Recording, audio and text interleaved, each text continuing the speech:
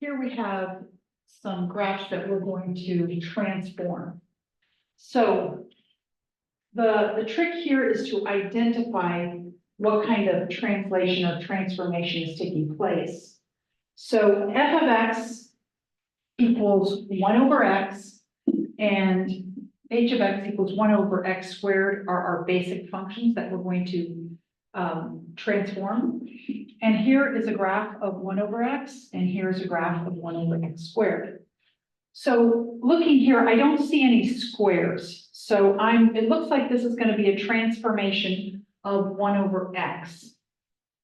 And the way you might want to think of it as the denominator is where your variable is. Just like here, x is in the denominator. Now we have x minus 4 in the denominator. That means minus 4 is inside the function, okay? Think of the denominator as what's inside those parentheses. We don't need parentheses around the denominator because the denominator itself is a grouping. But I'm just drawing those in to show you that the negative 4 is inside the function because it's inside the denominator. So since the negative 4 is inside, this means we're going to shift to the right by 4 units. And this 2 is not a 1. So the basic function was multiplied by 2. So we have a stretch by a factor of 2. So it's kind of hard to show the stretching without, graphing it. I'm just going to kind of draw it like this, make it look a little bit stretched out.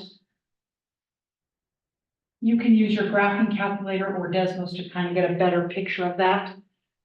But now I'm going to shift it over to the right 4 units. And so our new graph is going to be, and notice this has an asymptote. The y-axis is actually an asymptote for this function. So I'm going to shift the asymptote by 4 units. So our new asymptote is at x equals 4. And that makes sense because remember, the way we find the asymptote is by setting the denominator equal to 0. And if I set x minus 4 equal to 0 and add 4 to both sides, I get x equals 4. That's my asymptote. So I see that I have an asymptote, and then my new graph is going to just be this stretched out by a factor of 2, and it's going to be shifted over 4 units. So there is my graph. Okay. Now, here in this example, I can see I have a square there. So that means it's a transformation of this h of x basic graph right here. And you can see we're adding 6 inside the function. So it's going to be to the left 6 units.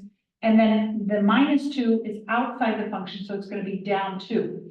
So notice that in this example, we didn't shift, even though the x-axis is a horizontal asymptote, we didn't shift vertically, so we didn't really pay attention to that. But now, since we have a vertical shift here down 2 units, we are going to have to move our horizontal asymptote as well. So we have the vertical asymptote is going to be moved to the left 6 units.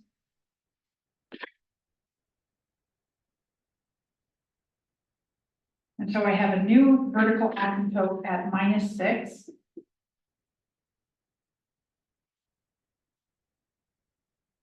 And then I'm going to shift my horizontal asymptote down. Normally it would be the x-axis. You can see the curve right here approaches the x-axis, but we're going to shift that down by 2 units. So I have my horizontal at x equal minus 2.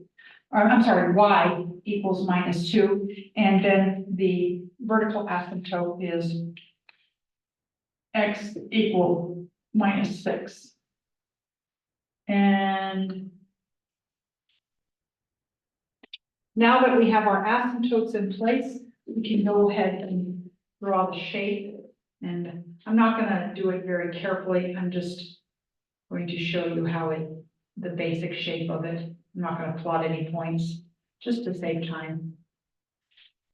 So there we have the translation of our 1 over x squared function.